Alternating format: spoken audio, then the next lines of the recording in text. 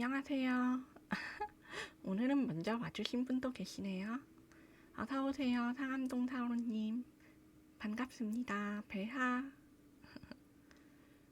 네, 마이크가 소리가 안 나와서 컴퓨터 다시 켜고 이것저것 만져보고 왔습니다.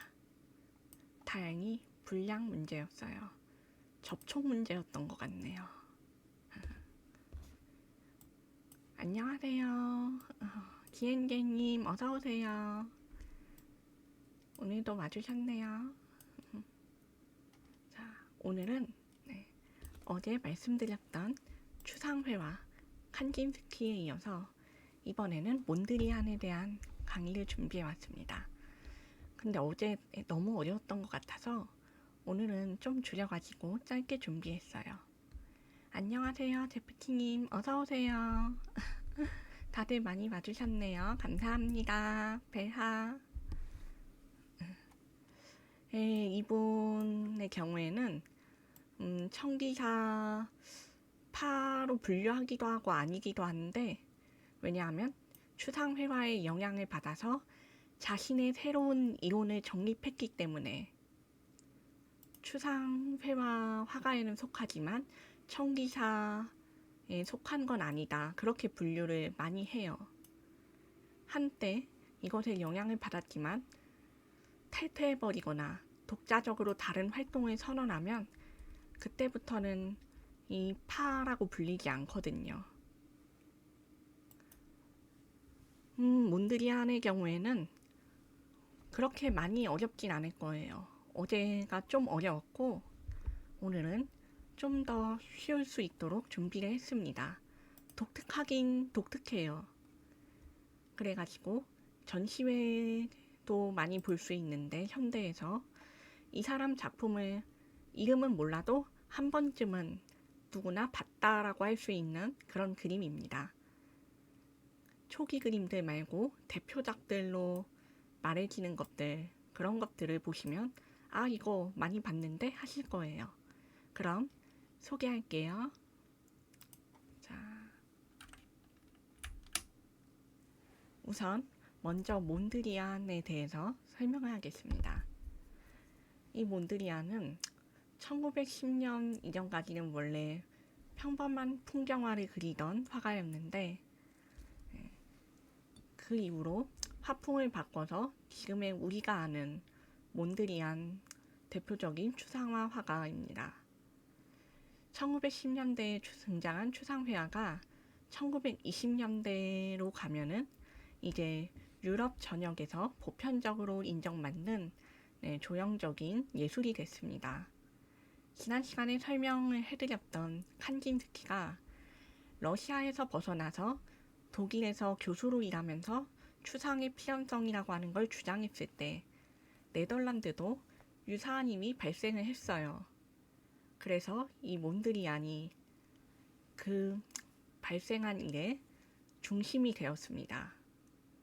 이 칸딘스키가 미넨에서 표현적인 추상, 표현의 추상을 주장을 했다면, 네덜란드의 몬드리안과 이 몬드리안의 동료들은 기하학적인 추상회화를 탐구하고 있었죠.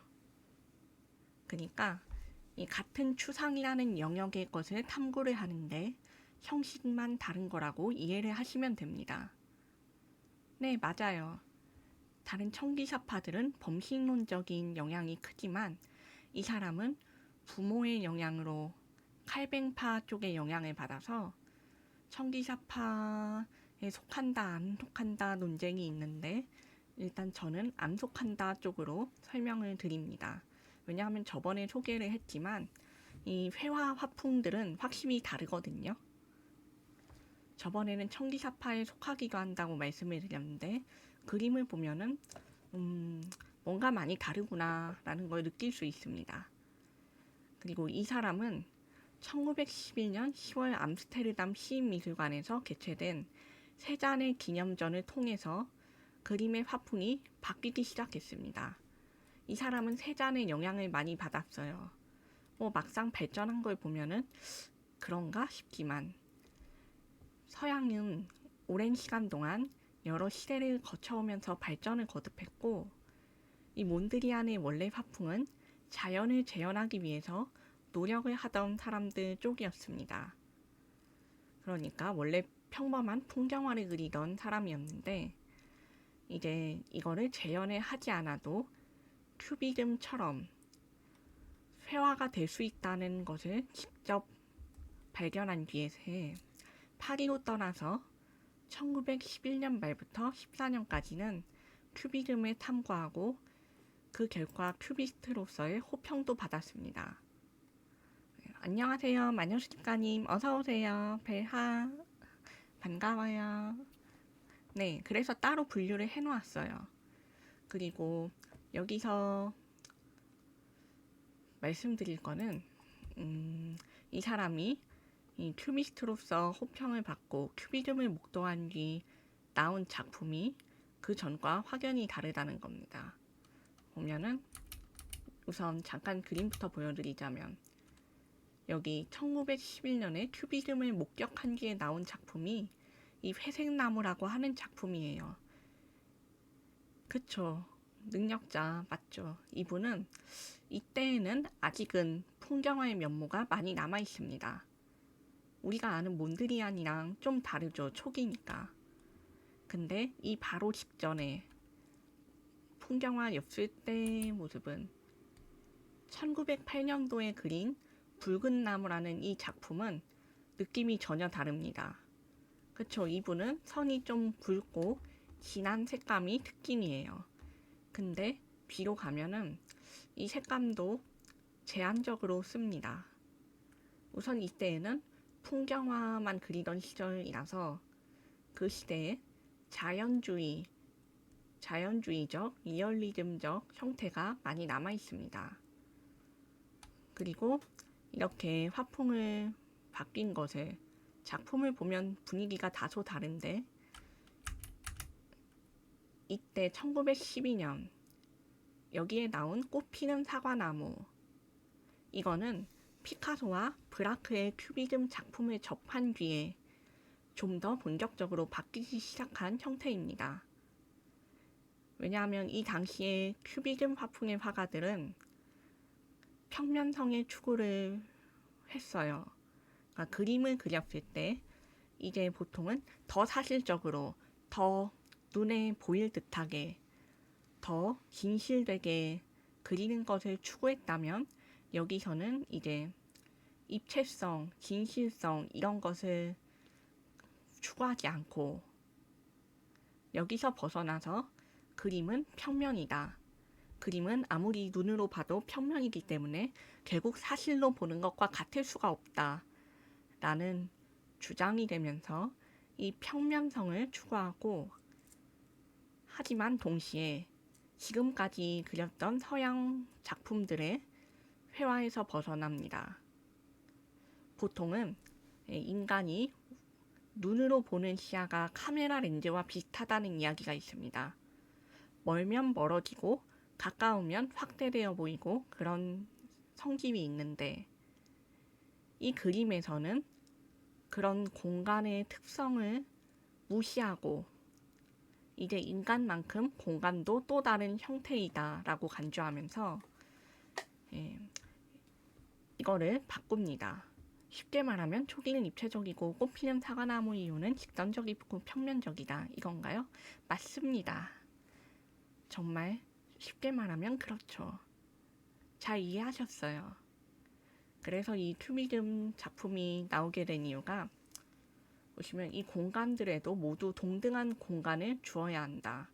동등한 형태, 동등한 입체감을 인물화를 그릴 때 인간에게 주는 만큼 공간에도 그렇게 비중을 줘야 된다고 해서 공간을 이렇게 좀 더 크게 그린다거나 튀어나와 보인다거나 하는 식으로 기법들이 사용됐습니다. 하지만 이 몬드리안은 그 중에서도 극단적이어서 진정한 회화의 평면성은 캔버스의 평평한 표면을 그냥 인정만 하면 되는 거 아니냐?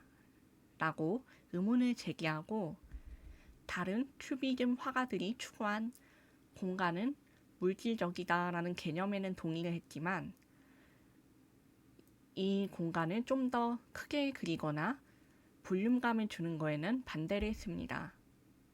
그래서 이 몬드리안의 큐비즘 작품은 피카소나 브라크보다는 입체감이 떨어지고 평면적인데 또 정확하게 각을 잰 것처럼 분할이 되어 있죠. 피카소를 보면은 우리가 아는 아비뇽의 여인들이라거나 그런 것들을 보면은 되게 조각조각 나 있고 두서가 없고 여러 가지 시선, 여러 각도, 방향의 관점을 한 대에 다 모으니까 되게 정신이 없죠. 그쵸? 근데 이 사람은 그렇게 하지 않고 질서 있게 이것을 정돈했다가 다른 점입니다. 피카소 작품은 사실 지금으로 봐도 센세이션한 작품이니까요. 저는 예전에는 피카소 작품의 특징을 잘 몰랐는데 여러 각도, 여러 시선, 구도에서 본 거라고 하니까 그때 좀 이해가 되더라고요. 왜 이런 모습이 나오기 시작했는지. 그래서 피카소 작품에 신기한 감정을 많이 느꼈었습니다. 그래가지고 이 몬드리안의 질서 있게 엄격하게 분할된 모습은 엄격한 칼뱅주의자였던 아버지의 영향이 큽니다. 그래서 이 사람은 평생을 죽을 때까지 자기도 금욕적이고 절제적이고 이런 삶을 살았는데 회화에도 영향을 미쳐가지고 구상회화에서부터 신조형주의까지 이 구상에서 추상으로 나아갈 때까지도 형식을 유지합니다. 그래서 큐비즘 회화가 들어간 작품에서도 이런 모습을 보여주죠. 그런데 1914년에 아버지의 병이 걸리셔서 귀국을 하고 이 직후에 또 다시 제1차 세계대전이 발발합니다. 그래서 이때 파리로 못 돌아가요. 네, 큐비즘에 대해서도 한번 설명을 해보겠습니다. 큐비즘의 경우에는 화가들이 대표 화가들이 있으니까 그 사람들을 모아서 설명을 해드릴 거고요. 오늘은 조금 더 재미있게 몬드리안을 듣고 큐비즘 이야기를 하도록 할게요. 큐비즘은 좀 더 개념적인 그리고 이념적인 걸로 진행이 되는 미술이라서 좀 더 어려운 말들이 많습니다. 이거는 몬드리안의 추상과 구상으로 나아가는 이 모습은 조금 더 쉬우니까 이걸 먼저 진행을 했어요. 그러면 이제 다시 돌아가면 이게 파리로 돌아가지 못하고 네덜란드에서 체류했을 때 이 몬드리안이 갑자기 큐비즘을 버립니다. 원래 화풍에서 큐비즘을 목도하고 바꿨는데 이 큐비즘을 또 버리고 이제는 새로운 형식에 관심을 가지기 시작해요. 그래서 이때 다시 새롭게 나온 작품이 검정과 흰색의 구성 넘버 10 이것입니다. 이게 1915년 작품인데 이게 몬드리안이 자신의 신념, 자신의 기호 그런 것을 탐구하면서 새로 나온 작품입니다. 여기에서 몬드리안은 단순한 기호 체계, 즉 플러스와 마이너스 같은 형식으로 사람들이 그림을 누구나 알아보기 쉬운 모습으로 창조해야 한다고 주장했습니다. 직선적인 면이 더 강해졌죠. 그래서 추상회화, 기호를 통한 모습, 저번에 말씀드렸듯이 이 추상회화 중에서도 기호, 상징, 은유, 비유를 통해서 회화를 한 사람들이 있었습니다. 이 사람은 그 중에서도 기호를 택했는데 여기서 기호 체계를 가장 쉬운 것, 원초적인 것, 사람에게 와닿는 것을 선택했기 때문에 이렇게 발전해서 나온 것이 몬드리안의 그림이고 이 첫 작품이 바로 신조형주의의 초석이 되는 그림입니다. 이게 사실상 신조형주의의 최초의 작품이라고 말하고요. 이것이 가장 객관적이고 정밀하고 명료하며 누구나 이해하기 쉬워야 한다라고 몬드리안이 믿었기 때문에 그 신념으로 말미암아 시작됐습니다. 이 1915년에 무슨 일이 있었냐? 이 몬드리안이 테오판 두스부르흐라는 사람을 만나가지고 드스킬이라는 이름의 그룹을 결성을 합니다. 그래서 이 그룹에서 자기들의 이름, 그룹명을 따가지고 드스킬이라고 하는 잡지를 발간했는데 이 잡지에서 몬드리안이 자기의 회화를 발명해가지고 신조형주의라고 명명하고 이 신조형주의 회화 이론을 스스로 에세이 형식으로 내서 연재를 했습니다. 그룹을 결성해가지고 자기 주장을 하기 시작한 거죠. 그런데 놀랍게도 이 몬드리안의 신조형주의는 뭐랑 연결이 되어 있냐? 아까 전에 칼뱅주의의 영향을 크게 받아서 회화를 했다고 했습니다. 그래서 이 사람의 신조형주의라는 개념은 도덕과 윤리랑 연결되어 있습니다. 잠시만요.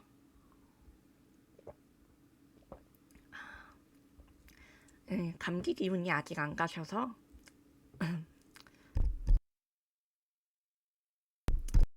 네, 목소리가 잠깐 나갔네요.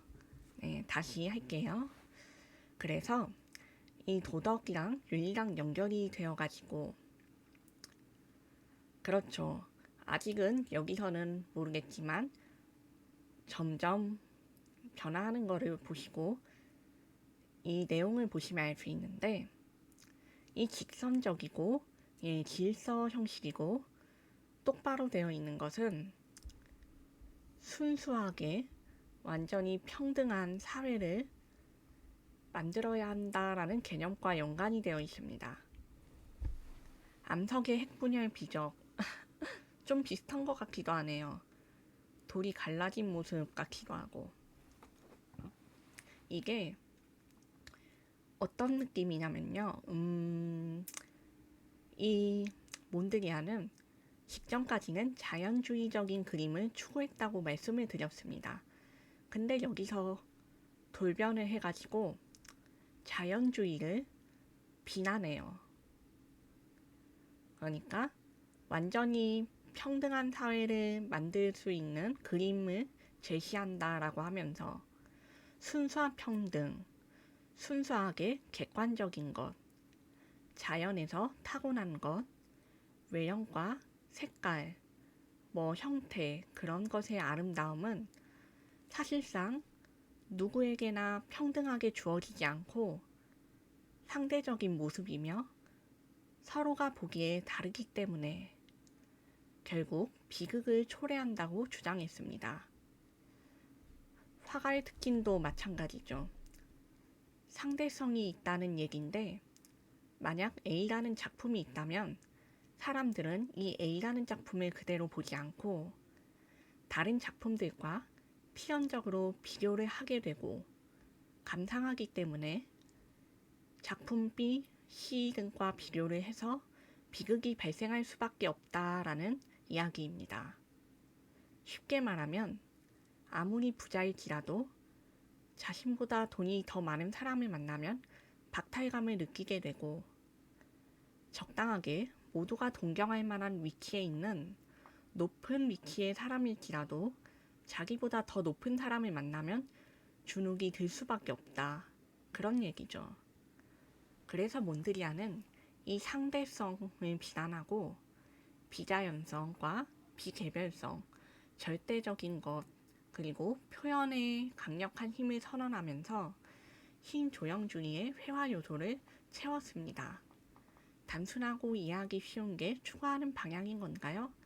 네, 맞습니다. 단순하고 이해하기 쉬운 것을 추구하고 하지만 동시에 보편적이고 누구에게나 적용되고 평등하고 절대적인 것, 그러니까 상대성으로 잴 수 없는 것을 추구한 거죠.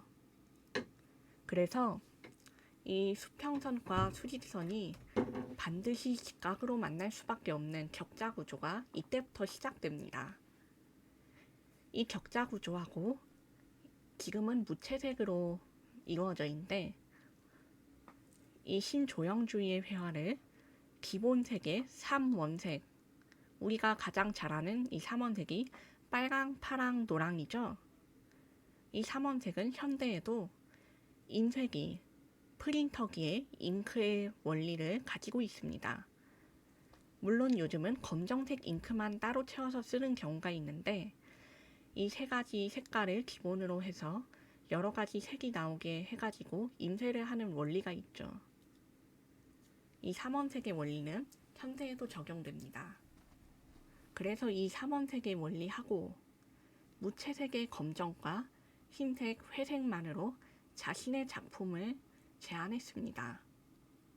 그리고 이 사람은 초록과 사선은 절대 사용해서는 안 된다고 믿었어요. 이 초록색을 왜 하필 절대 사용해서 안 된다라고 했냐면, 자연의 그대로 타고난 풀, 나무 이런 것들을 떠올리게 하는 색깔이기 때문에 변덕스러운 외관을 환기시키고, 이 사선 그리고 둥그란 것, 그런 것들은 인간의 시선과 심리에 불안을 유발한다고 믿었습니다. 그러니까 절대적이지 않고 평등하지 않으니까. 신조형주의 회화에서 그래서 이 격자 구조들과 플러스 마이너스로 이루어진 직선, 3원색, 무채색은 보편적이고 완전한 평형을 보장하는 우주와 자연의 핵심 요소입니다. 그렇죠. 일단 칼뱅주의의 영향을 많이 받았다는 점도 있고, 범신론은 약간 자연이 곧 세계고 세상인데, 여기에서는 자연을 배제하기 시작했으니까 벗어났다라고 볼 수 있습니다. 이 사람도 우주와 자연, 하지만 완전한 평형을 추구를 했는데, 자연의 불완전, 비대칭적이고 좀 평등하지 않고 불합리한 요소들을 거부했기 때문에 이렇게 바뀐 거죠. 그런데 이 절대성을 추구한 것은 결국 자연의 외형은 다르지만, 예를 들면 동물들이 서로 상대적으로 귀엽다, 예쁘다, 혹은 우아하다, 멋있다 이런 식으로 평가를 받고 그렇게 다르게 생겼을지라도 핵심 동일하고, 인간들도 외형이 서로 다 다르지만 인간은 누구에게나 뼈대가 있고 장기가 있죠. 그런 형태를 갖추어야 하는 기본적인 토대가 있기 때문에 이 몬드리안도 이 안에서 그렇게 생각을 한 겁니다. 인간이 뼈대가 그리고 장기가 없으면 인간의 형태를 갖출 수 없듯이 자연도 그러한 기본적인 형태가 있는 거죠. 그렇죠. 청기사주의보다 훨씬 직선적이고 기하학적이고, 청기사주의는 보면은 곡선적인 면이 많이 강하거든요. 저번에 보셨던 싸우는 두 형상하고 동물들 모습만 봐도 동그란 요소가 많아요. 그런데 여기서는 직선만을 추구하죠. 그래서 이 몬드리안의 신조형주의 회화가 큐비즘, 그리고 거기에 플러스 마이너스 이 체계를 탐구를 해가지고 조합을 한 걸로 격자 구조를 만들어서 무엇이 형태고 무엇이 공간인지 구별이 되지 않고, 보시면 여기도 그냥 선을 그은 것처럼 보이는데 입체감은 있죠. 근데 그러면서도 이게 어디 한 공간이다라고 규정을 할 수가 없습니다. 입체감은 있지만 어떤 부분을 가리키는 건지 설명을 할 수가 없어요. 여기 구석의 공간이 있잖아 하면 그게 어딘데? 라고 할 수 있는 모든 곳에 각이 존재를 합니다. 그러면 너가 말하는 것이 이 왼쪽에 그어진 직선의 각이니 오른쪽의 각이니 이런 식으로 설명할 수가 없게 돼버리는 거죠. 그래서 전혀 구별을 가지 않게 만들고 이 공간의 분량도 비슷하게 해서 캔버스에 거의 완전한 평면이 구현된 것처럼 보이게 했습니다. 이 리얼리즘에서 벗어나서 추상을 추구하는 화가답게 이제 여기서 나아가서 점점 화풍이 바뀌는데 자유로운 선을 넣으면서 비대칭적인 구성을 사용하기 시작합니다. 여기서는 보면 사실 거의 대부분 비슷한 공간감을 줬거든요. 뒤로 가면 이 직선과 공간의 비율이 달라집니다. 여기 보시면은 이게 가장 먼저 최초의 생면의 구성이라고 이름을 붙인 신조형주의 회화의 본격적인 시작이라고 하거든요. 아까 보신 게 초석이었다면 이쪽은 몬드리안 화풍의 본격적인 시작입니다. 그래가지고 보시면 여기도 비대칭 구성이 적용이 되어 있는데 선의 굵기, 사각형 크기, 색채의 작용이 서로 다르게 나오도록 배치를 했습니다. 그쵸? 그것도 대칭적이지 않은데 이유는 뒤에서 설명해 드릴게요. 일단 이거는 놀랍게도 몬드리안이 이러한 비율들을 보통은 이 정도 비율이 나오려면 자를 대고 하거나 수학적인 어떤 공간 계산을 해서 하는 거라고 생각을 하는데 이 사람은 그렇지 않고 자기의 눈, 자기가 직관을 써서 손으로 직접 그려서 비례를 맞추는 작업을 했습니다. 질서정연하게 하면서도 오로지 인간의 감각만으로 할 수 있도록 그렇기 때문에 이 초기에는 좀 불안정해요. 대단하죠. 저렇게 직선으로 하는 것도 쉽지 않은데.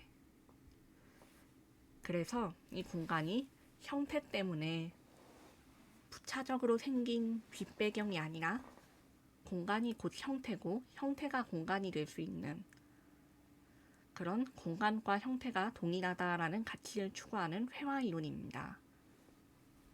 그래서 보시면 여기 생면의 구성은 완벽하지 않잖아요. 완벽하지 않고 신조형주의 회화로 나아가는 과정인 거예요. 그쵸? 각 사분면을 점차 덜 태우고 좀 더 정립하고 반듯해지기 시작을 한 건데 보면은 이 신조형주의로 몬드리안은 사람들이 개별적인 욕망을 가졌기 때문에 부딪히는 비극이 발생하는 일이 없는 세상, 그러니까 이런 그림들을 그려서 사람들에게 전파하고 이것으로 좋은 사회를 만들 수 있다라고 믿어가지고 자기가 정립한 신조형주의 이론을 자기의 회화에도 엄격하게 적용합니다. 이런 모습이 그림에서 먼저 실천되어야 세상도 그렇게 만들 수 있다. 그래서 너무 신념이 강한 나머지 이런 작업을 하다가 1925년에 동료 화가랑 절교를 했어요. 동료 화가 두스부르흐라는 사람이 역동성을 강조하기 위해서 사선을 도입하는 요소주의를 주장했을 때에는 절대적으로 자신이 자연주의를 너무 싫어하는데 사선도 혐오를 하는데 하필 이거를 도입하자는 말을 해버렸기 때문에 절대적으로 지켜야 할 신념을 위배한다고 여겨서 절교를 해버린 거죠. 들어보셨을 수도 있을 거예요. 이 두스부르흐도 드스틸 그룹에서 활동한 사람이었기 때문에. 그리고 더 놀라운 거는 이 혐오를 얼마나 했냐면 자기 화가랑 절교를 한 것도 모자라서 이제 손님이 자기의 작업실에 방문을 했는데 그때 몬드리안한테 튤립을 사가지고 왔습니다. 예, 우리도 다른 사람한테 방문할 때 선물 들고 사가잖아요. 그런 것처럼 들고 갔는데 몬드리안은 여기 튤립에서 보이는 자연에서 나오는 초록색이 혐오스럽다면서 그 튤립의 초록색을 흰색으로 다시 칠해버렸다는 일화도 있습니다. 예, 강박적으로 그렇게 혐오를 했어요. 이 자연에서 나오는 외형, 초록색은 불균형하고 변덕스럽지만 사실상 반드시 나오는 어떤 질서기도 한데 반면 질서지만 또 절대적으로 아주 정해진 건 아닙니다. 왜냐하면 초록색이었다가 갈색으로 변할 수도 있고 뭐 병들면은 새까맣게 변하기도 하고 그래서 이 변화하는 모습 때문에 몬드리안은 절대적으로 변하지 않는 어떤 것에 불변의 진리를 좋아하는 입장이니까 이런 자연의 외형을 싫어했습니다. 사실 괴팍하다라고 할 수 있죠. 강박적으로 자신의 신념을 지키기 위해 타인의 선물조차 혐오로 대하는 것이니까. 그래서 이런 미술로 세상을 그렇게 만들 수 있다는 믿음은 사실 이 사람은 신기학에서도 유래를 했습니다. 칼뱅주의, 신기학. 아까 말씀드렸던 청기사파에도 신기학의 영향을 받은 사람들이 있고 범신론을 위주로 한 사람들이 있어요. 칸딘스키도 신기학의 영향을 많이 받았습니다. 그래서 여기 보면은 시간이 지나서 1930년대쯤에는 거의 우리가 아는 몬드리안의 그림의 완벽함에 다다릅니다. 아까 말씀하신 빨강, 파랑, 노랑 맞아요. 이때에는 공간의 비율을 주는 대신 이거를 반듯하고 색깔을 진하게 하고 이런 구성은 똑같이 하되 비대칭성을 부여를 해서 질서정연한 모습을 다시 만들었습니다. 똑같은 공간이지만 이때부터는 공간감이 서로 다르게 진행이 돼요. 또 보시면 뒤에 변화하는 작품들이 있는데 1942년도에 왔을 때는 여기서 또 공간을 칠하던 색깔이 선을 칠하는 것으로 바뀌죠. 하지만 여전히 적자무늬의 틀을 유지하고 있고 여기서 공간의 배율을 다시 시도합니다. 보면은 이전에는 오로지 네모, 정사각형 뭐 그런 것으로 이루어졌는데 이때쯤부터는 직사각형, 배율이 일정하지 않은 완전한 사각형이 아닌 사각형도 채택을 합니다. 이때가 좀 변화가 많이 있었는데 이 몬드리안이 이렇게 변화했던 이유는 아까 신조형주의 이론을 엄청나게 강박적으로 지켰다고 했잖아요. 자신도 스스로가 이 원칙에 갇혀있을 만큼 철저하게 지켰던 사람이 1940년대에 전쟁이 일어나니까 네덜란드에서 전쟁을 피해서 뉴욕으로 이주를 했습니다. 그래가지고 뉴욕에서 다시 새로운 생활을 하는데 여기에서 편안한 말년을 보내면서 작품의 화풍이 바뀌었어요. 그쵸, 피카소의 입체주의도 강렬하고 그런데 몬드리안은 현대적인 것 같아요. 아마 현대 화풍들, 현대 예술에서의 추구되는 감성이 요즘은 약간 뺄 건 빼고 할 건 하고 같은 느낌이 나서 더 그런 게 아닐까 싶어요. 완전 세밀하고 모든 것을 담을 필요가 없고 핵심적으로 구상 안에서 맞게 이런 식으로 발전을 하고 있기 때문에 현대적이라는 느낌이 드는 것 같습니다. 몬드리안도 자신이 정한 것들만을 사용을 했으니까요. 그래서 이 몬드리안이 1940년에 뉴욕으로 이주하고 말년을 보낼 때 여전히 엄격한 직선과 삼원색만을 사용한다는 원칙은 지키고 있지만 점점 보시면 무채색이 사라지고 검은 선의 존재가 사라집니다. 분명 아까 30년대까지만 해도 여기서 검은색이 진하게 이루어져 있는데 여기에서는 검은색이라기보단 사실상 파란색에 가까운 남색의 채도를 좀 더 사용하기 시작합니다. 그래서 여기서 절대적인 평등을 주장했던 몬드리안의 신조형주의 원칙이 자기가 스스로 게임으로써 완전히 사라졌지만 이 사람의 작품은 널리 알려져 가지고 사람들에게 각광받고 인기를 누렸습니다. 그래가지고 보면은 여기서 마지막 작품, 이 사람의 말년에 사망하기 전에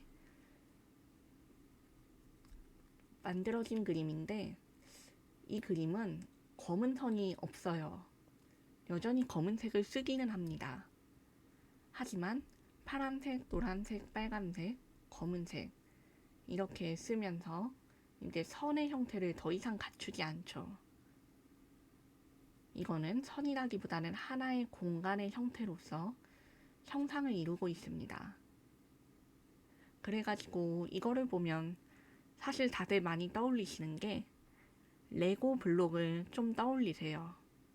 하필이면 레고가 색깔도 좀 비슷해가지고 이게 몬드리안에 아세요? 하면서 이런 그림을 보여주면 이거 레고 그린 거 아니에요? 라는 말도 하세요.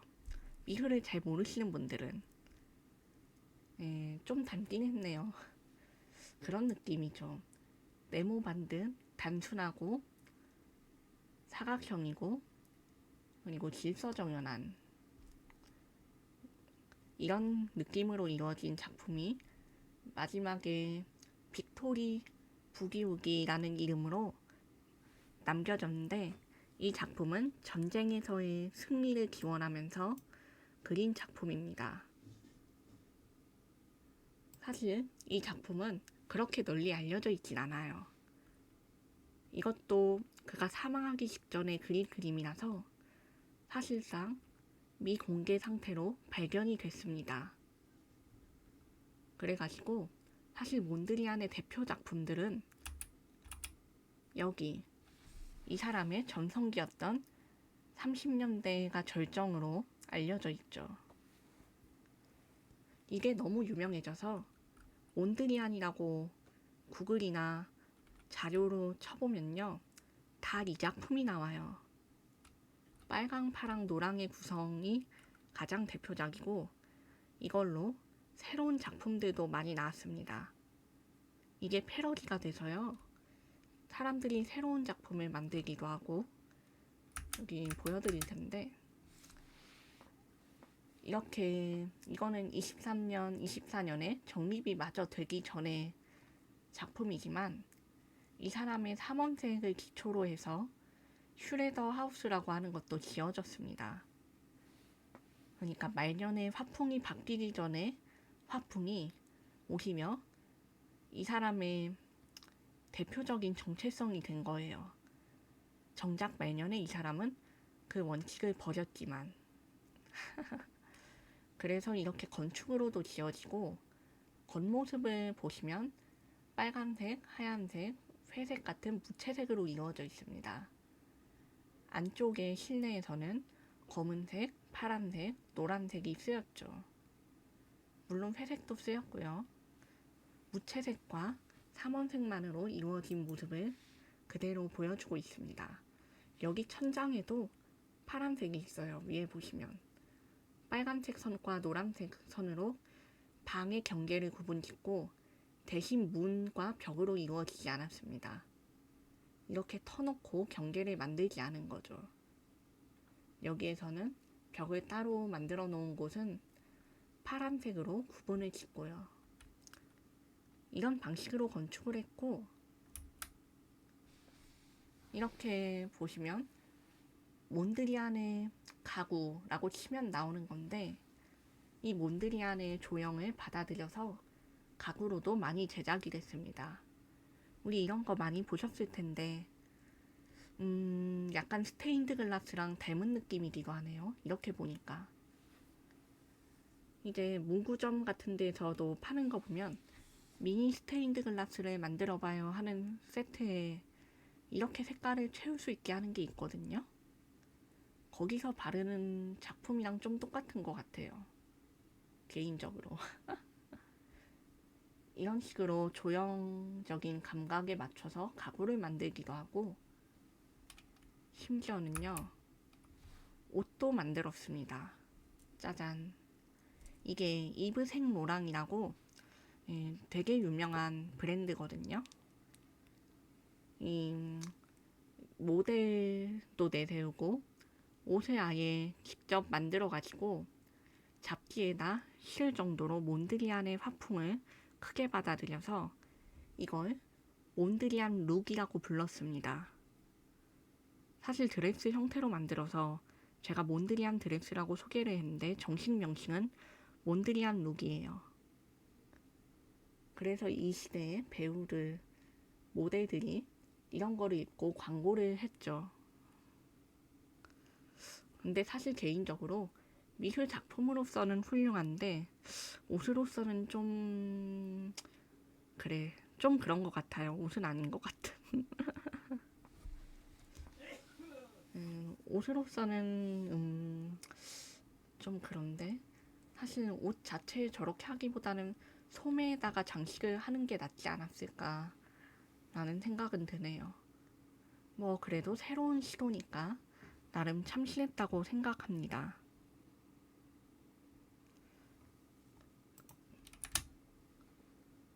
한술 더 떠서 아예 가방도 직사각형의 형태니까 여기다가 적용을 해가지고 가방 형태로 만들기도 해요. 예, 진짜 많죠? 이 사람 작품이 온갖 데 쓰여가지고 사실 우리 미술관 같은 데 가보면 이 사람 작품을 상품으로 만든 거 되게 많거든요. 머그컵도 있고 이제 MD 판매존에 가보면 마우스패드, 사각형인 것들, 키보드, 이제 뭐 받침대 같은 것도 몬드리안 화풍으로 나오고 그럽니다. 이 사람 특징이 선과 색깔로 이루어진 거다 보니까 사각형인데 상품으로 쓸 수 있는 거는 대부분 나오는 것 같아요. 현대에서 가장 사용하기 쉬운 화가 중 하나입니다. 아무래도 근대적인 느낌이 강하다 보니까 다른 입체주의라던가 리얼리즘 화가들에 비해서 상대적으로 2차로 만들어지는 것들이 많아요. 짠. 그렇습니다. 자, 몬드리안에 대해서 오늘은 좀 짧게 알아봤어요. 그럼 질문이 있으신가요? 그래도 거의 50분가량 방송을 했는데 이거 안 줄였으면 큰일 났겠네요. 드스킬에 대해서 사실 더 넣을까 했는데 이게 아까 말했던 같이 그룹을 결성한 사람이 이 사람이랑 손절을 해버려가지고 되게 짧게 이 사람들이 어떤 활동을 했다 그런 것밖에 없습니다. 현대예술도 관심이 있으신가요? 45년 이후 작품들이요. 관심이 있기는 한데 어떤 작품이냐에 따라서 좀 달라요. 이게 전쟁 미술이라고 부르는 것들도 있고 이제 우리가 아는 팝아트, 영국의 팝아트 문화에서 이제 미국으로 넘어서 오는 그런 작품들도 있고 그쪽은 관심이 있는데 이게 사실 근대 이후로 나아가면 작품들이 되게 다양한 양상을 띠어요. 리얼리즘에서 벗어나고 보니까 만들 게 너무나 많았기 때문에 권력자 비판하는 미술도 발달하고 포스트 모더니즘 그런 것도 있고 그리고 솔직히 저는 이 현대 예술 중에서 꼽으라고 하면은 다다이즘에 사실 제일 흥미를 느꼈었고, 그냥 앞으로도 좀 더 보고 싶다라고 하는 작품들은 사실 많기는 한데 전쟁 미술 쪽에서 좀 얘기를 해보고 싶어요. 이 전쟁 미술들이 아까 말한 다다이즘도 사실 전쟁 미술이냐라고 하면 그렇게 분류하지는 않는데 관련은 있다라는 개념으로 설명이 되거든요. 그런 것도 있고, 고등학교 때 배운 실존주의도 영향을 줬나요? 실존주의도 아마 영향이 없기는 않았을 텐데 영향을 줬다라고 바로 설명하기엔 애매하네요. 왜냐하면 이 사람이 하도 많은 거를 배워가지고. 그리고 개인적으로 전쟁 미술 말고도 제가 팝아트 아까 말했을 때 왜 관심 있다고 했냐면 거기에서 보면 여성 미술가들이 슬슬 등장을 하기 시작해요. 근데 이 여성 미술가들이 전쟁 비난하고 뭐 전쟁을 찬양하는 경우도 있긴 했어요. 왜냐하면 네오라고 해야 될까, 좀 혁명적인 것을 원했기 때문에 아예 비행기나 기계장치나 약간 과학기술의 발전을 찬양하는 그림을 그리는 그런 걸로 작품을 만드는 사람들이 많았거든요. 이때쯤에는. 예, 그런 걸로 시대의 변화를 볼 수 있어서 그런 것도 좋고. 그리고 팝아트의 경우에는 우리가 아는 앤디 워홀 이 사람들도 영향을 줬기 때문에 이런 것도 솔직히 재밌어요.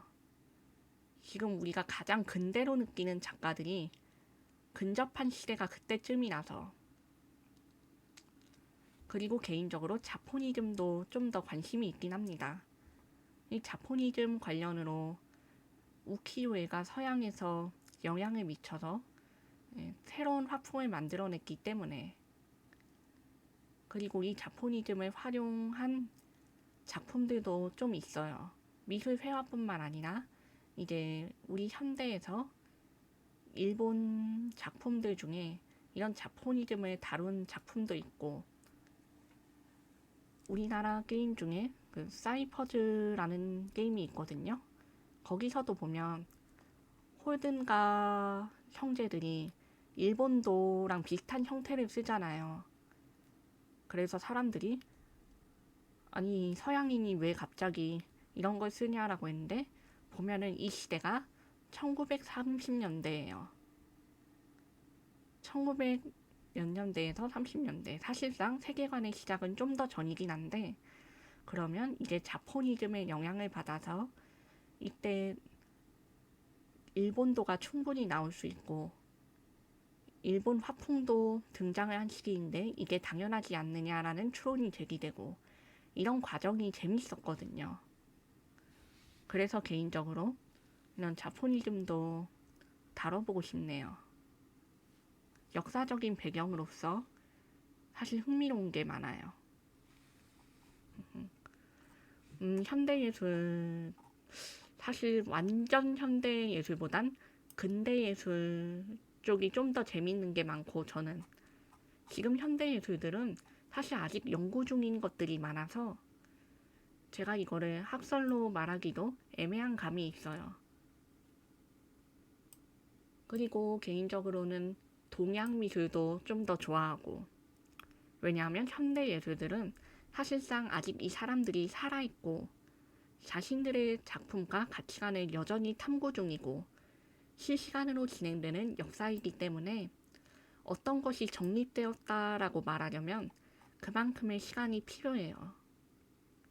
그 시간이 쌓이지 않았을 때 이거를 말하면은 이거는 연구가 아니라 사실상 추측이겠죠.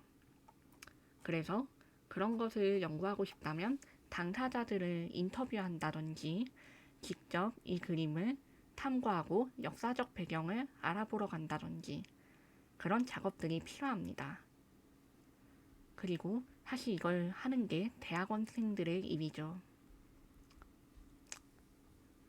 졸업하려면 저도 해야 되네. 생각해보니까. 어쨌든 그렇습니다. 현대예술에는 그런 느낌이에요. 졸업을 생각하면 저도 연구할 거를 또 찾아야 되긴 해요. 근데 이제 서양 미술은 연구가 워낙 많이 쌓였기 때문에 또 자료가 많아요. 아, 근데 연구가 좀 45년대쯤에 되다가 더 이상 안 되는 작가들도 있더라고요. 이제 자료가 쌓였는데 그 뒤로 화풍이 바뀌고 금방 다시 새로운 시대가 도래하면서 이전에 연구가 진행되던 화가들이 익히고 그냥 그대로 논문을 찾아보면 포럼에 올라온 마지막이 45년대 논문 이런 것들이 종종 있어요. 그런 경우를 연구 주제로 잡았으면 뭐 그때는 내가 새로 연구해야지 이렇게 되는 거죠.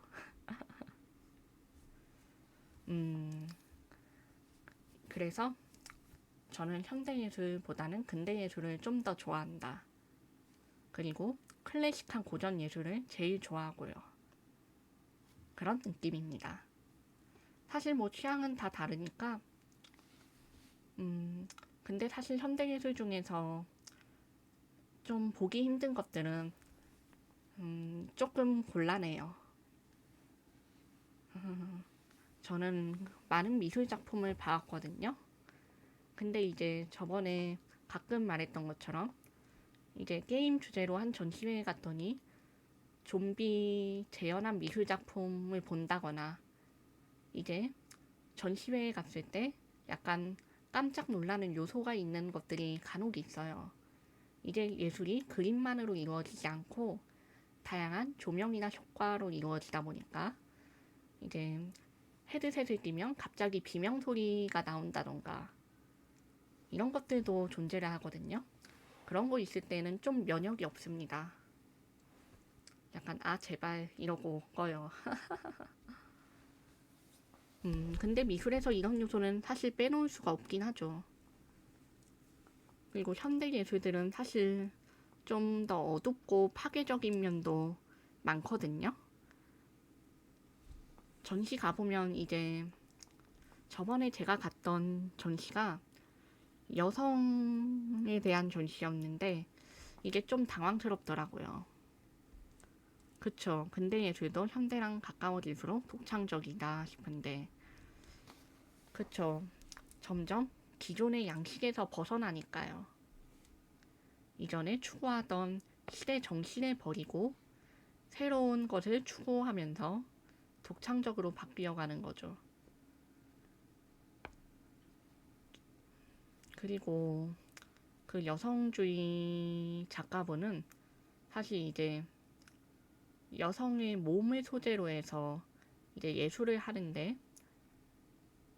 이게 피를 토대로 하셨더라고요. 물론 진짜 피를 쓰진 않고 가짜 피를 하셨는데 좀 어질어질하긴 했어요. 오 싶은 느낌. 피로 약간 뭐라고 해야 되나 자궁이라던가 그런 거를 그리신다던가 이제 유혈적인 요소가 있는 그림이 나온다던가 혹은 발바닥을 약간 붉은색 물감으로 찍어서 족적으로 만들고 이거를 전시를 한다던가 그런 형식이에요. 그래서 이런 현대적인 전시들이 기존의 전시라고 부르는 것에서 벗어나려는 모습을 갖출수록 좀 더 그런 모습들이 많이 보인다라는 생각이 들더라고요. DNG님은 어떤 예술에 관심이 있으신가요? 다른 분들도 당연히 얘기하셔도 됩니다. 사실 미술이란 건 깊게 하지 않아도 그냥 좋아하는 것 위주로 형성되는 경우도 있으니까 인상주의가 제일 좋은 것 같아요, 전. 아, 그쵸. 인상주의, 인상파 작품들도 좋아하시는 분들 많으세요. 또 저도 약간 고전으로 들어가면 이제 약간 보통 사람들은 모네 이런 사람들을 좀 더 꼽는데 세잔 저는 렘브란트를 꼽아가지고 렘브란트의 색채가 약간 투명하고 수채화적인 모습을 좋아하거든요. 그런 느낌이에요. 종교미술, 종교미술도 좋아하시는구나. 고전적인 거를, 그쵸. 사실 현대예술도 독창적이고 좋은 것들이 많은데 고전적인 게 아무래도 역사가 깊고 또 사람의 마음이 끌리는 요소가 많다고 저는 생각해요. 그래서 고전하고 근대가 현대보다는 저에게 좀 더 마음에 와닿는 느낌이어서 많이 좋아합니다. 자, 그러면 오늘은 몬드리안에 대해서 강의했는데 이쪽에 대해서 질문이 없으시면 이대로 강의를 마무리하고 수다를 좀 떨다가 방송을 종료하겠습니다. 질문 있으신 분 있으면 편하게 주시고요.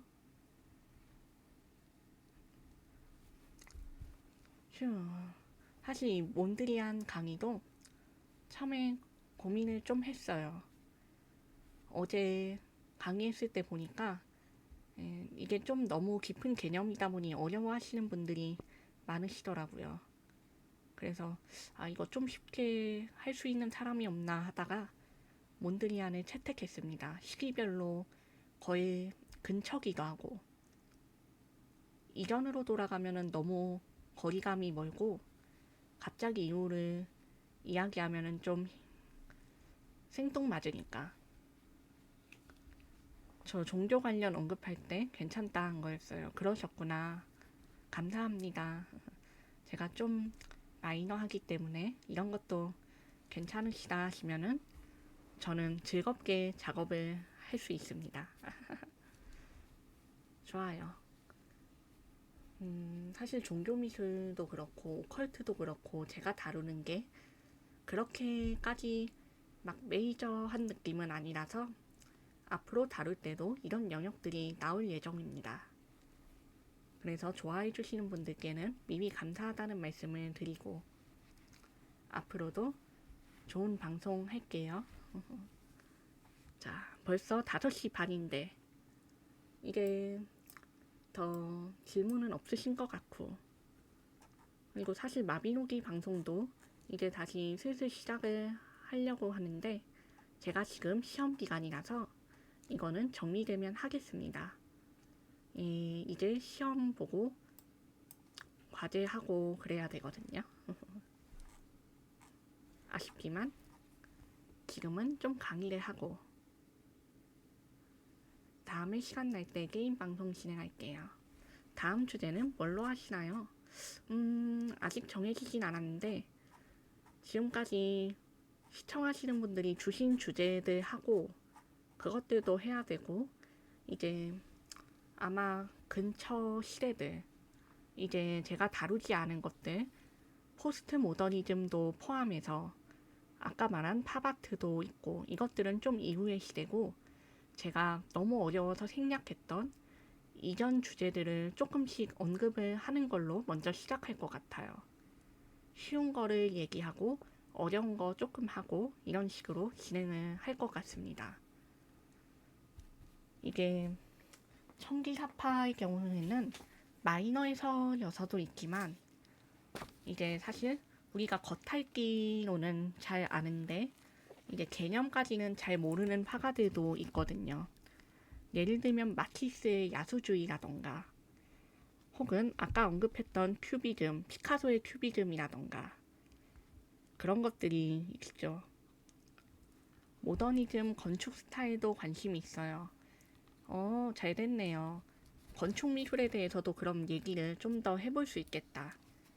이게 고전 건축 스타일들은 사실 서양의 중세하고 고딕, 바로크 이런 것들이 제일 유명해서 자료가 많이 남아있는데 그 이외의 문화권들은 좀 까다롭거든요. 근데 모더니즘의 경우에는 이제 현대로 오니까 자료들이 좀 있단 말이에요. 그런 것도 설명을 해도 괜찮을 것 같네요. 좋은데? 그리고 좀 뒤로 가면은 이제 현대 미술에서 뭐 새롭게 일어난 여성주의에 대한 미술도 나올 것 같기는 한데 이거는 너무 현대다 보니까 이론이 많기는 한데 사실 학설로 정립이 그닥이 많이 되진 않았습니다. 그래서 이거의 경우에는 짧게 이야기할 거고요. 일단은 고전적인 것들 그리고 언급하지 않고 넘어갔던 것들에 대해서 환기를 하고 그렇게 진행을 해보겠습니다. 그리고 제시해 주셨던 추천해 주신 주제들도 진행을 하고요. 와, 할 거 많다. 신난다. 방송 컨텐츠가 많이 생겼다. 제가 따로 준비하는 것들도 있지만 이렇게 하는 것도 좋아하거든요.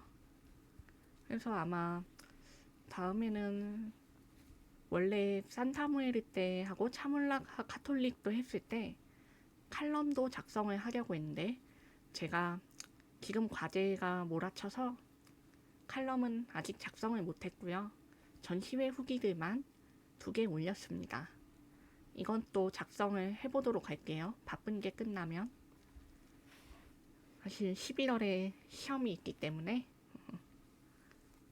자, 그럼 오늘 다들 고생하셨고 다음 주제는 제가 생각해서 오도록 하겠습니다. 오늘 고생하셨어요. 재미있는 방송이었습니다. 그럼 다음 주 토요일, 일요일, 주말 이 시간대에 뵙도록 할게요. 다들 안녕, 뵈봐. 감사합니다. 즐거운 저녁 되세요.